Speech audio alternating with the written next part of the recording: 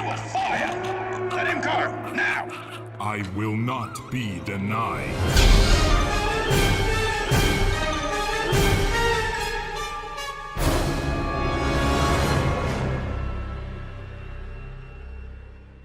Hello there, Hindsight here.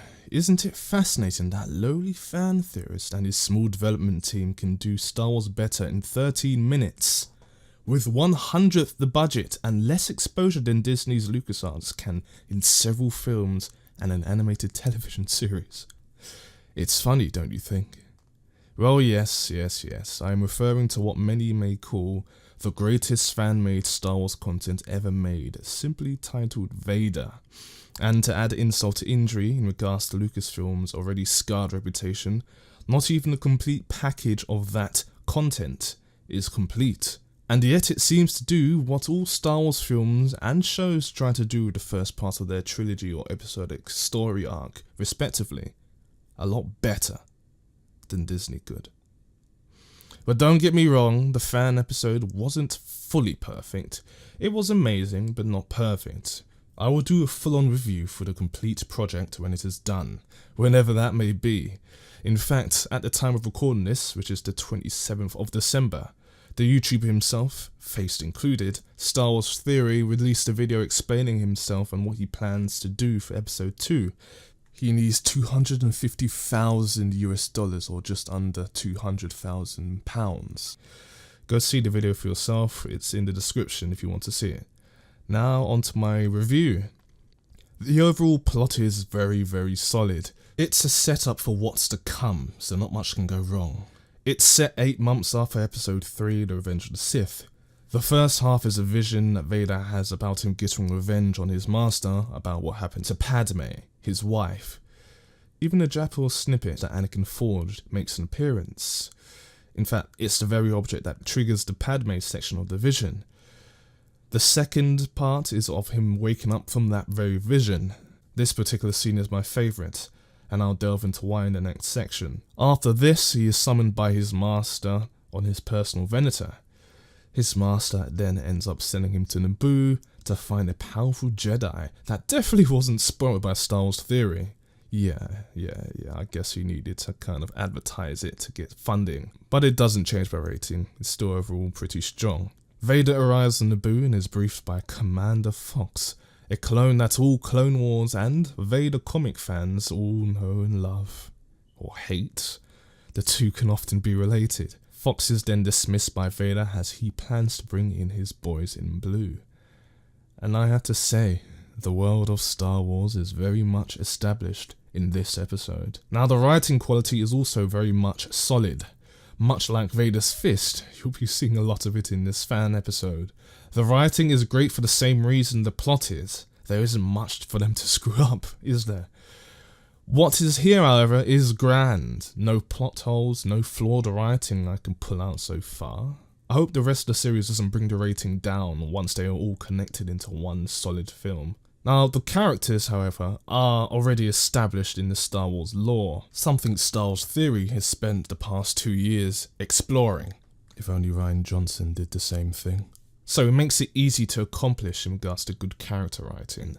It isn't easy to recreate Padme or Palpatine or young Anakin or unmasked Anakin at the same level as Vader without the original actors and actress. But all this was accomplished. Don't get me wrong, it was all accomplished well. I don't think the kid they hired to play Anakin looks that much like Jake Lloyd. In fact, he looks a little bit older, his head's not as round. And I don't fully buy the look of Palpatine, but looks can be deceiving. I still believed Palpatine in regards to the actual acting, and the young Anakin wasn't really that much there. Plus, he will be able to prove his acting skills in the coming episode, I guess. We'll give him time. The clones were also very believable. I hope for much more development of the clone troopers that are featured in future episodes. Oh, and the acting. The acting was rather flawless. Palpatine sounded and felt like Palpatine. Padme looked and sounded like Padme. The majority of the more intimate scenes were between the two Darths. The links to previous events in the Star Wars lore can be felt between the two. Everything from Vader's movements under the armor to the face and eyes of Star Wars theory portraying the unmasked Vader. Everything from Palpatine's Force face as he's sensing what Vader can feel inside, to his savage interactions towards Vader when teaching him to embrace his anger. I believed it. I heard some dialogue such as and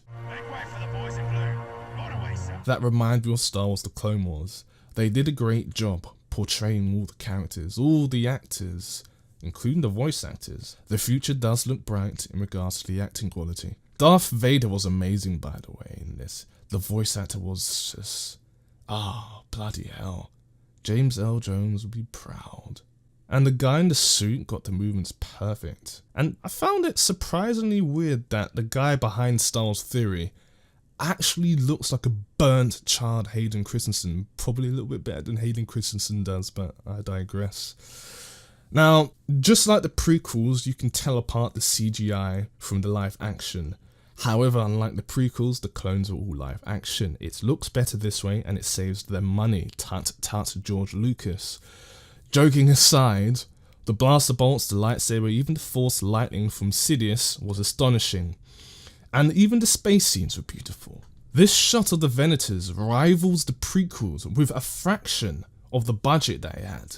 Even the Naboo shot was good, they did great. In the Vision scene, the lighting was a bit off in some scenes however, to the point where I couldn't tell if this clone's armor was normal phase 2, or if the actor wearing the shock trooper phase 2 from before had to go and take a shit, and the director was like, oh for flip's sake, Jeff, Matt went to go take a shit, could you fill in for him in this shot? And then forgot that Jeff isn't wearing the right armor. It was a little too saturated in the red shots, not enough in the blue. I think it was an After Effects issue, but it's only minor. A few of the camera shots, such as Vader choking Palpatine, were a bit shaky and felt a little bit mediocre for me, but they were overshadowed by many of the other great shots. In regards to these shots, maybe they were done for artistic choices, or because they couldn't afford one of the camera cranes to hold the camera steady when moving closer, because they don't have the budget like Star Wars actually does under Lucasfilm and Disney.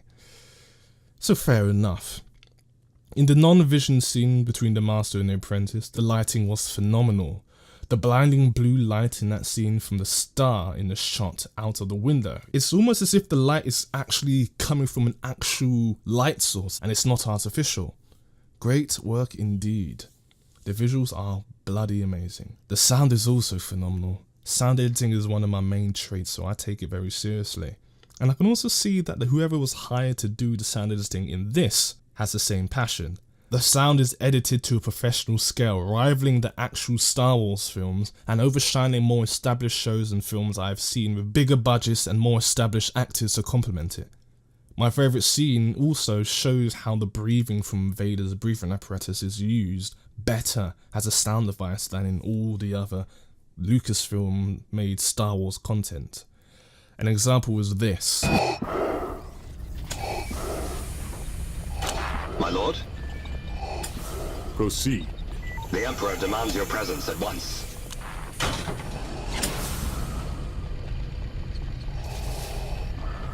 Lord Vader?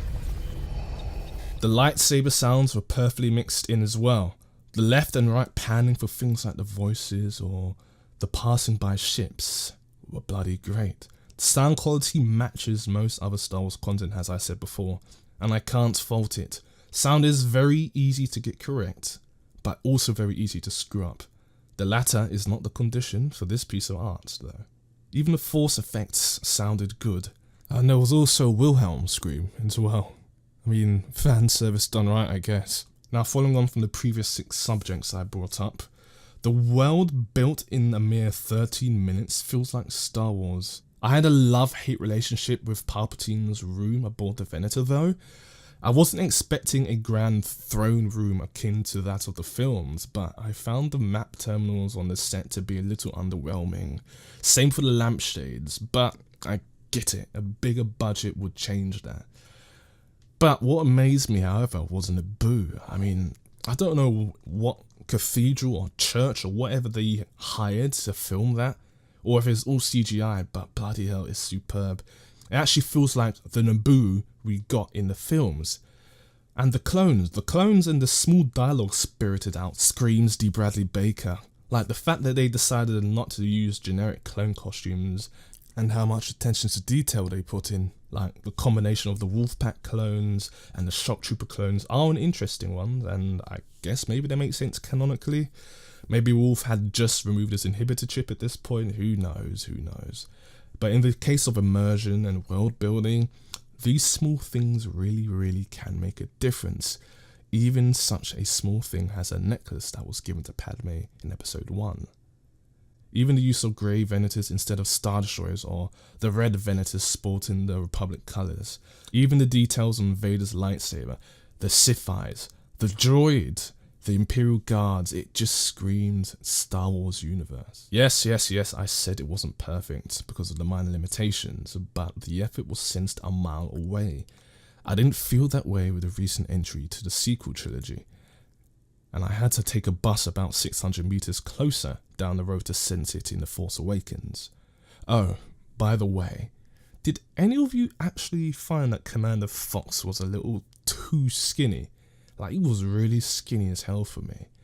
It kind of brought me out of it a little bit, but that's me nitpicking at this point. Doesn't mean you can't take nitpicks into consideration, but overall, it felt foxy.